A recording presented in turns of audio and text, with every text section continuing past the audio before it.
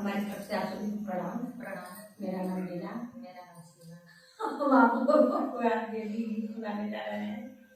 नवरात्र का पहला दिन है, उसी उपलक्ष्य में आप लोगों को आज हम देवी गीत सुनाने जा रहे हैं। मुझे पूरा विश्वास है कि आप लोगों को पसंद आएगा। चैनल को सब्सक्राइब करें, लाइक करें, शेयर करें, कमेंट में जरूर बताइएगा कि हम लोगों का गाना आप लोगों को कैसा लगता है। जय माता दी।